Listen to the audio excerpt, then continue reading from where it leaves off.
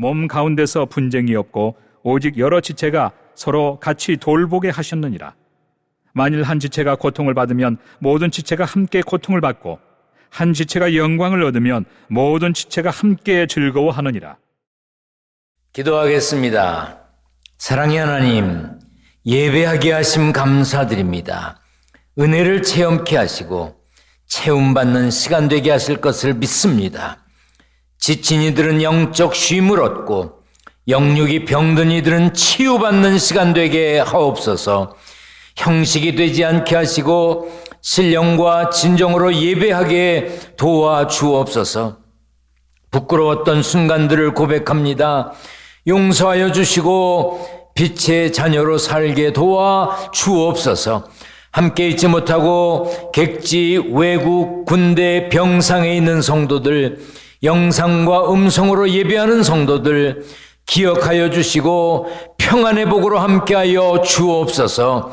악한 마귀 틈타지 않게 하시고 오직 성령께서만 함께 하실 것을 믿고 예수님의 이름으로 기도하옵나이다. 아멘. 할렐루야. 5월입니다. 5월이 주 안에서 평안하시기를 축원합니다. 오늘은 5월 5일과 가까운 주일이라 어린이 주일이라고 하지요. 그렇다고 해서 어린이에게 선물을 주는 날이란 뜻은 아닙니다. 어린이들이 하나님의 말씀을 따라 살도록 가르치고 부모와 교사들은 어린이들을 성경적 가치관으로 잘 양육하겠다고 결단하는 날입니다. 다시 말해서 어린이들을 신앙의 주인공으로 하나님 앞에 바로 세우기를 다짐하는 날이라고 할 수 있습니다. 어린이에게 좋은 환경을 제공하는 것도 중요하지만 믿음의 유산을 잘 물려줘야 합니다. 코로나19로 어린이들이 교회에 오지 못해서 무엇을 주지는 못하게 되었습니다. 그러나 어린이를 귀히 여기는 마음에는 변함이 없습니다. 요즘은 어른과 아이가 같이 할 수 있는 게 없습니다. 노래를 같이 할 수 있겠어요? 게임을 같이 할 수 있겠어요? 옛날 이야기를 해준들 아이들이 좋아하겠어요? 음식을 같이 먹을 수가 있어요. 아이들이 부르는 노래와 어른이 부르는 노래 다르고 아이들이 즐기는 게임을 어른은 따라 할 수가 없고 옛날 이야기 요즘 아이들은 재미없어 합니다. 음식, 아이들이 먹는 음식과 어른이 먹는 음식이 완전히 구별된 세상에 살고 있습니다. 이제는 아이들이 어른이 하는 것을 좋아하지 않습니다. 같이 할 수 있는 게 있습니다. 함께 찬송하고 함께 성경 읽고 함께 기도하는 거, 식구들이 손에 손을 잡고 같이 기도하는 거 할 수 있습니다. 이렇게 마음을 모아서 같이 할 수 있는 것을 꼭 하시기를 바랍니다. 하세요. 하시기를 바랍니다. 아멘. 헬라어 코이노니아는 친교, 교제, 사귐 이런 뜻을 가지고 있습니다. 영어 성경에는 펠로우십이라고 그러는데 신앙생활 오래 하신 분들은 익숙하고 친근한 단어일 것입니다. 하지만 이 코이노니아는 많이 오해되고 있는 말이기도 합니다.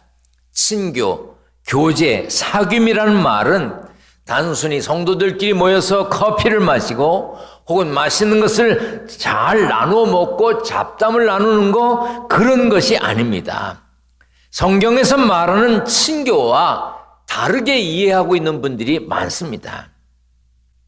속회나 선교회로 모이면 먼저 예배드리고 다과를 나누고 식사를 나눕니다. 물론 지금은 그렇게 하면 안 되는 시기에 우리가 살고 있습니다.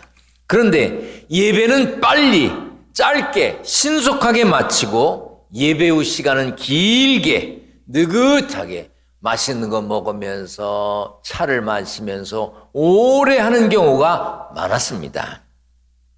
이렇게 단순히 얘기하는 거, 웃다가 헤어지는 거, 이런 것은 성경에서 말하는 친교와 좀 달라요. 수다, 잡담, 즐김 이런 것을 코이노니아라고 생각하면 안 됩니다. 그렇다고 대화를 하지 말라는 이야기는 아닙니다. 대화를 오래 했다고 해서 주 안에서 교제했다고 생각하지 말라는 뜻입니다.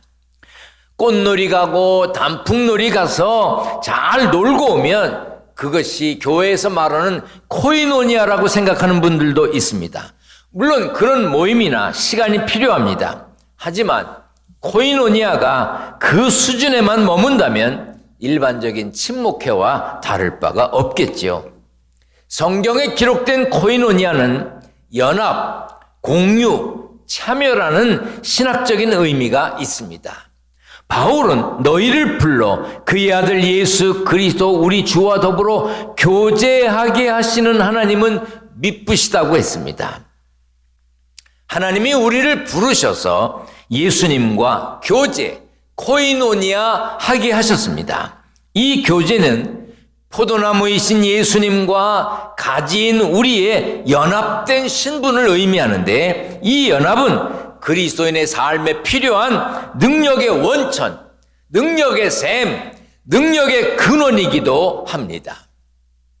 요한일서 1장에서는 공유의 측면을 말합니다. 우리 같이 한번 읽어볼까요?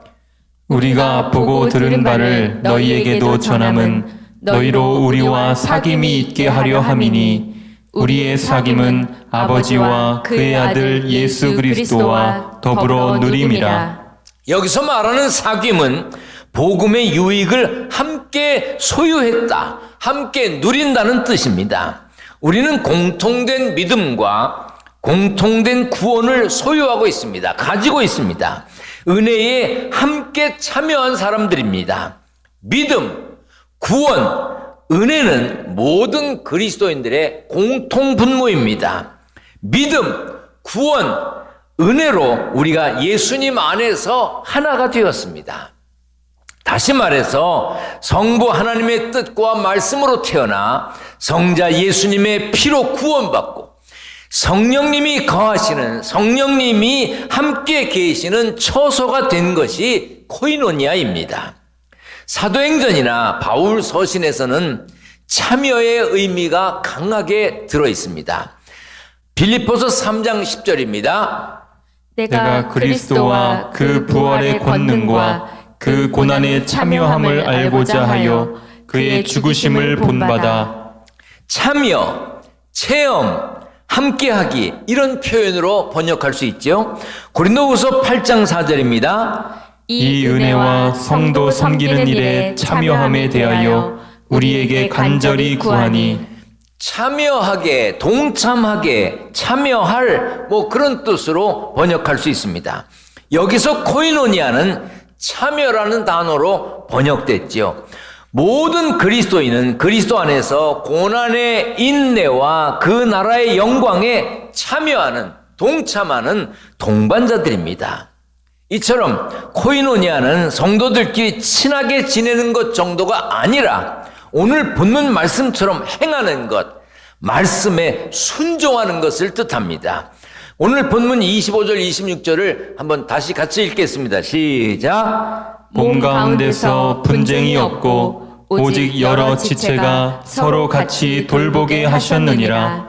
만일 한 지체가 고통을 받으면 모든 지체가 함께 고통을 받고, 한 지체가 영광을 얻으면 모든 지체가 함께 즐거워하느니라. 그래서 우리는 우는 사람의 눈물을 닦아주고 몸과 마음이 아픈 사람들을 위로해 주어야 합니다. 그것이 하나님이 원하시는 진정한 사귐이고 친교이고 교제입니다. 또한 코이노니아는 성령 안에서 하나님과 인간, 그리고 인간과 인간 사이의 특별한 관계를 말합니다. 이것은 하나님과 나와 너, 이런 관계가 얽혀 있다는 뜻입니다.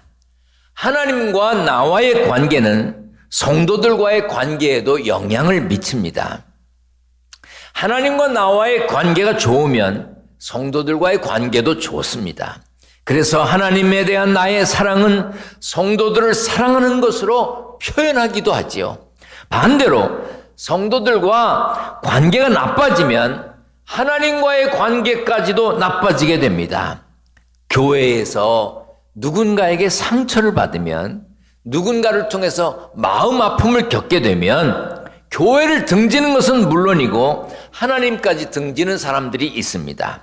이처럼 하나님과 나와 너와의 관계가 잘 되는 것, 그것이 코이노니아입니다. 태초에 하나님이 천지를 창조하시고 보시기에 좋았더라 하셨습니다. 사람을 지으신 후에는 보시기에 심히 좋았다고 하셨습니다.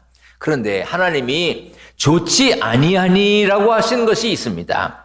창세기 2장 18절입니다. 여호와 하나님이 이르시되 사람이 혼자 사는 것이 좋지 아니하니.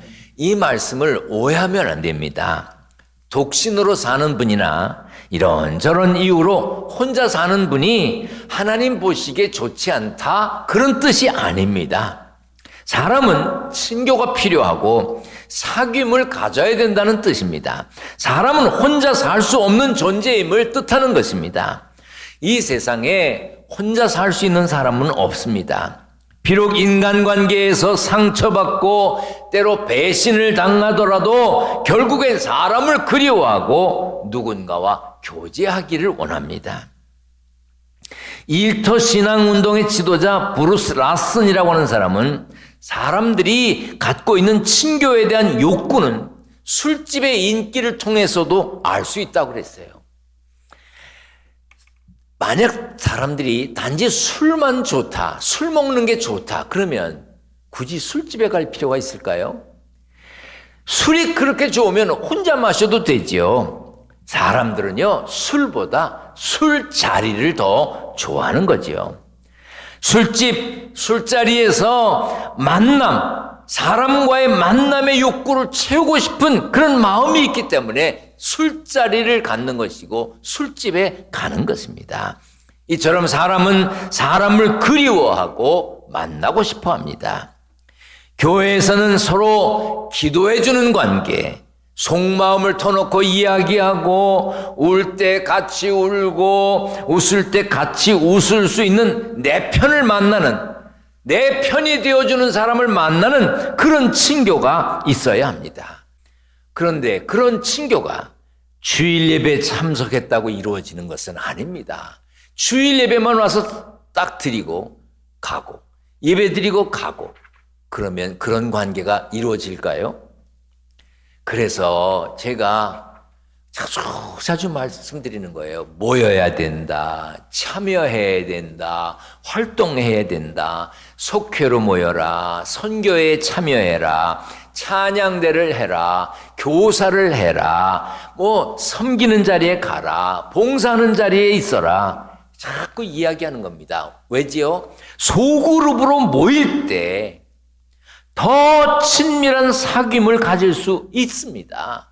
그래서 모이라는 겁니다. 그래서 함께 모여 어울려 공부하고 기도하고 봉사하고 섬기라는 겁니다.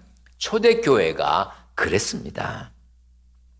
코로나가 진정되면 친교와 교제, 섬김과 봉사를 함께하면서 관계를 만들어 가야 합니다.